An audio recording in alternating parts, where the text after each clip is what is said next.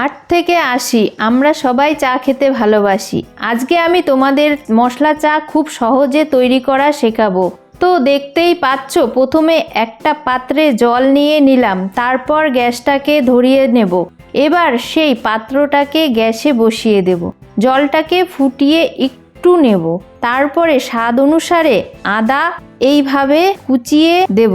তারপর আদাটাকে ফুটিয়ে নেব। দেখুন কিভাবে জলটা ফুটছে, যেমন আপনার প্রতিবেশী আপনার উন্নতি দেখে জ্বলে। তারপর মশলা চায়ের প্রধান উপকরণ মানে দারচিনি, এলাচ, লবঙ্গ পরিমাণ মতো দিয়ে দেব। এরপর আমরা মশলাগুলোকে ফুটিয়ে নেব।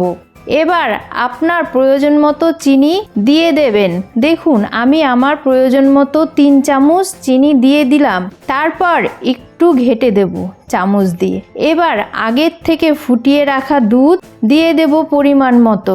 দুধটাকে ভালোভাবে নেড়ে দেব, যাতে করে সব মশলার সঙ্গে দুধটা মিশে যায়। এবার একটু ফুটিয়ে নেব সব উপকরণগুলিকে। তারপর দার্জিলিংয়ের জঙ্গল থেকে আনা চা পাতি দিয়ে দেব চায়ে। চা পাতিটা ভালোভাবে মিক্সড করে নেব। কিছুক্ষণ মিক্সড করার পরে দেখতে পাবেন যে চায়ের কালারটা বাদামি বাদামি হয়ে গেছে। এইভাবে বাড়িতে বসে চা বানিয়ে নিলে অল্প খরচে অনেক কাপ চা হবে। দোকানে গিয়ে আর মশলা চায়ের জন্য লাইন দিতে হবে না, ফলে টাকা আর সময় দুটোই বাঁচবে এবং এটা আপনার স্বাস্থ্যের পক্ষেও ভালো হবে। তো এবার গ্যাসটা বন্ধ করে দেব আর পরিবেশন করুন আপনার প্রিয়জনের কাছে। কি দারুণ সুন্দর গন্ধ লাগছে। দেখুন রংটাও কত সুন্দর হয়েছে।